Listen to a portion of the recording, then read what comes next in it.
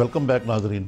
آج ہمارے درمیان افضل سندھو صاحب جو کہ ساری زندگی تو پیپلز پارٹی میں گزاری انہوں نے، سیاسی زندگی یعنی کہ، اور ابھی حال ہی میں وہ ان کے وزیر مملکت برائے قانون بھی تھے، اب وہ پی ٹی آئی میں. ان سے ہم پوچھتے ہیں ان معاملات کے بارے میں. سندھو صاحب بتائیے آپ اس بات کو کہ یہ میں قاہرہ صاحب سے بھی ابھی سوال پوچھ رہا تھا کہ عدلیہ ہماری واقعی اپنے حدود سے تجاوز کر رہی ہے.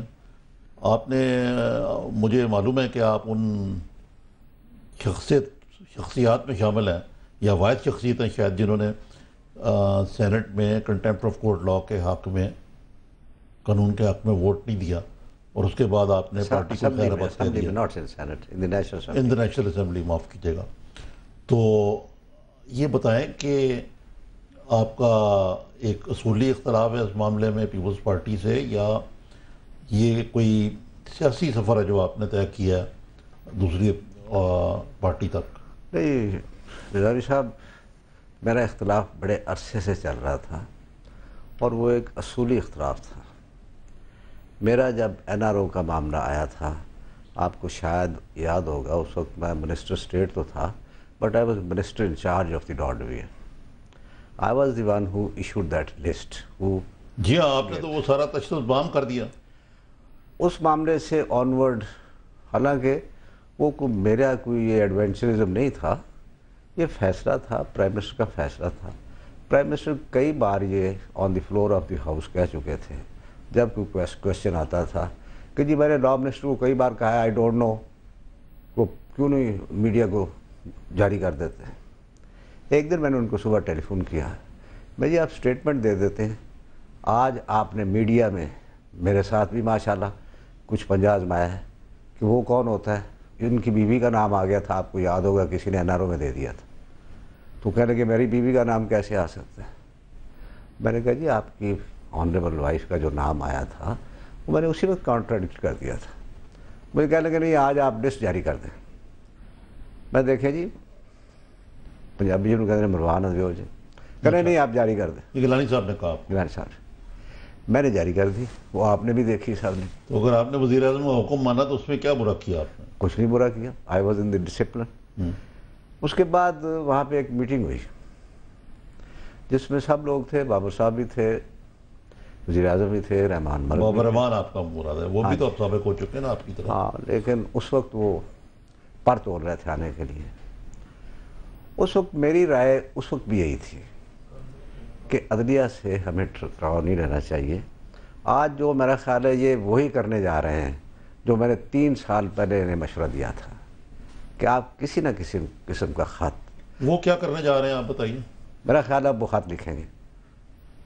خط لکھیں گے؟ لکھیں گے. یہ لکھیں گے کہ جسٹس قیوم کا جو خط ہے اس کو وڈرا کر لیا جائے؟ وڈرا کر لیا جائے. یہ لکھیں گے کہ ہمیں سپریم کورٹ نے حکم دیا ہے اس لیے ہم لکھ رہے ہیں، لیکن حالانکہ ساورن امیونٹی بھی ہمیں حاصل ہے، کانسٹیٹیوشنل امیونٹی بھی حاصل ہے.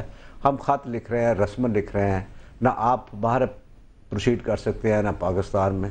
کچھ اس قسم کا گول مول میں نے اس وقت بھی کہا تھا، بلکہ میرے اس وہ ویو پوائنٹ کے ساتھ آپ کے دوست اعتزاز احسن رشید شامل تھے. وہ بھی کہتے تھے کہ خط کسی قسم کا لکھ. لیکن وہ تو کہتے ہیں کہ جب تک زرداری صاحب صدر ہیں تو بطور بلحاظ عہدہ کوئی حکومت جو ہے پچھلے 500 سال میں جب سے نیشن اسٹیٹ بنی ہے، کسی حکومت نے اپنے صدر کے خلاف خط نہیں لکھا، اور آئین کے تحت بھی ان کو امیونٹی حاصل ہے. امیونٹی ان کو حاصل ہے. ایک امیونٹی نہیں بلکہ 2 امیونٹیز حاصل ہیں. 2004 آئی تھنک ویانا کنونشن کے تابع دنیا کے 198 ساورن کنٹریز جو ہیں سب کو یہ امیونٹی حاصل ہے کہ کسی بیرونی ملک میں کسی ساورن حکمران کے خلاف کسی عدالت میں پرسو نہیں کیا جا سکتا.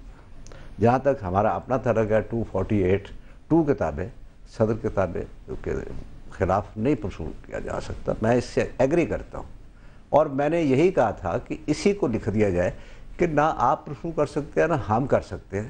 یہ ایک ایسی سپریم کورٹ نے ہمیں کہا ہے، حکم دیا ہے، ان کے حکم کے تابع ہم یہ لکھ رہے ہیں صرف، جس کا کوئی فائدہ نہیں. اچھا، آپ نے یہ بڑی دلچسپ نقطہ اٹھایا کہ نہ صرف پاکستانی قوانین کے تحت بلکہ ویانا کنونشن کے تحت بھی. ویانا کنونشن ہی ہے یہ 004. تو آپ کا مقصد ہے اگر یہ بھی خط لکھ دیا جائے کہ جی ہم لکھ رہے ہیں حکم پہ لیکن ان کو امیونٹی حاصل ہے تو معاملہ حل ہو جاتا ہے. حل ہو جاتا ہے. اب کیا ہوگا اگر پیش نہیں ہوتے؟ اس پہ میرا خیال ہے کسی کو شک نہیں ہونا چاہیے، بلکہ میرا خیال ہے کسی جج صاحب کا عدالت میں ایک فکرہ بھی آیا تھا کہ جی ہم ایک وزیر اعظم کو سزا دے دیں، دوسرے کو کیسے چھوڑ دیں؟ نہیں چھوڑیں گے. یہ وہ تو چھوڑ ہی نہیں سکتے کیونکہ پھر پہلے والا جو ہے وہ بھی کر دے گا اپیل. وہ تو اعتزاز صاحب بھی کہہ چکے ہیں کہ اور کوئی رستہ ہی کوئی نہیں ہے. اور کوئی رستہ ہی نہیں. اب دیکھیں بات یہ ہے کہ یہ ایک اور مسئلہ پارلیمنٹ کی بالادستی کا ساتھ لگا لیتے ہیں. پارلیمنٹ بالادست ہے، اس میں کوئی شک نہیں، لیکن پارلیمنٹ آئین سے بالادست نہیں ہے نظامی صاحب. آرٹیکل 68 بڑا واضح ہے کہ کسی جج کے خلاف، ہائی کورٹ کا ہو سپریم کورٹ کا ہو، کوئی پروسیڈنگ چل رہی ہو عدالت میں، پارلیمنٹ کا ممبر جو ہے وہ پارلیمنٹ کے اندر بھی اس کو کرٹیسائز نہیں کر سکتا. یہ جو ڈرامہ لگا ہوا ہے آپ کے شو میں. سندھو صاحب آپ دیکھیے، اب تو دیکھیے نا فیصل رضا عابدی صاحب میرے پروگرام پہ بھی آئے تھے، ان کی پریس کانفرنس بھی دیکھیں، وہ تو فری فار آل ہے. دوسری طرف جو جوڈیشری ہے ماشاءاللہ وہ جس قسم کے ریمارکس وغیرہ دیتے ہیں وہ بھی میڈیا کی زینت بنتی ہے. میڈیا میں بھی ایک فری فار آل ہے. پھر اس کے علاوہ اگر دیکھا جائے تو جو ایک تاثر یہ ہے کہ عدلیہ بھی اپنی جو آئینی حدود ہیں، یعنی جو مختلف اداروں کی جو رول ہے یا جو ان کے وہ ہیں دائرہ کار ہے اس سے تجاوز کر رہی ہے. حتیٰ کہ انڈین چیف جسٹس نے کل ایک بیان دیا، آپ نے دیکھا ہوگا کہ جی عدلیہ کام حکومت چلانا نہیں ہے. بالکل ٹھیک، میں نے دیکھا. لیکن موجودہ عدلیہ جو ہے آئین کی انٹرپریٹیشن کے حوالے سے اگر حکومت چلانی شروع کر دیں، یہ ایک تاثر یہ بھی ہے پھر ڈبل سٹینڈرڈز کا کہ جی ایک طرف تو یہ تاثر ہے جو پیپلز پارٹی کے اکثر لوگ کہتے ہیں کہ جی جو پیپلز پارٹی کے کیسز ہوتے ہیں وہ تو ایک سمری عدالت کی طرح اجرت میں سنا جاتے ہیں، باقی چیزیں جو ہیں ان کو آپ لپیٹ کے انڈر دا کارپیٹ تاکہ نسیاں میں رکھ دیتے ہیں. پہلی بات تو یہ ہے کہ باقی پٹیشن اجرت میں سنی جاتی ہے، اس کی کوئی حقیقت نہیں ہے. کیوں نہیں ہے؟ اس کے مقابلے میں یہ نہیں کہ میں یہ نہیں کہہ رہا کہ وہ ہو نہیں رہا ہے، ایسے ہو رہا ہے، لیکن یہ کیس تو نظامی صاحب 3 سال پرانا ہے. 3 سال سے یہ لٹکا ہوا ہے این آر او کا جو ہے، این آر او کا اور اس کی امپلیمنٹیشن کا معاملہ. تو این آر او اور اس کی امپلیمنٹیشن کا ہے نا جی. 178 جو پیرا ہے اس کا آرڈر کا. دیکھیں انڈیا میں تو یہ جو چیف جسٹس صاحب نے کہا ہے نا، یہ ان کی ایک اپنی ذاتی رائے ہے. آپ انڈیا کی سول سوسائٹی میں، آپ انڈیا کی جوڈیشری میں، آپ انڈیا کے لائرز میں، انڈیا کی امپورٹنٹ بار ایسوسیشن میں یہ ایک ڈسکشن بھی چل رہی ہے. یہ ڈسکشن چل رہی ہے. ناظرین ایک منٹ، ناظرین صاحب قاہرہ صاحب نے جوائن کر لیا، تو اپنی گل جاری رکھ، آپ اپنی بات جاری رکھیں.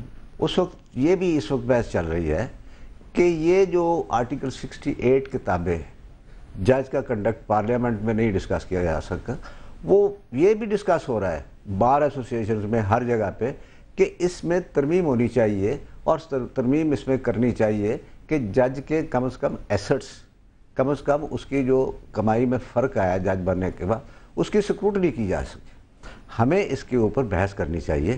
دیکھیں تجاوز کیوں نہیں کر رہی ابھی تک؟ میں فکروں پہ نہیں جاتا. جیسے آپ نے عابدی صاحب کا کہا، عابدی صاحب تو خیر حد ہی کر جاتے ہیں، لیکن ہمارے کئی ذمہ دار دوست بھی وہ بھی بہت حد تک چلے جاتے ہیں جہاں تک میں نہیں چاہتا جانا چاہیے.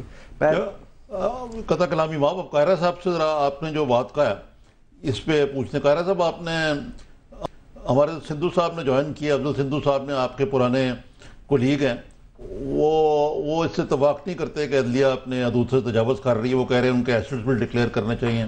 میں بھی اتفاق کرتا ہوں ان سے، لیکن میں یہ بھی کہوں گا ساتھ ساتھ کہ آج کل پاکستان میں ارسلان افتخار کا معاملہ بھی اٹھا ہوا ہے اور عابدی صاحب تابڑ توڑ حملے کر رہے ہیں.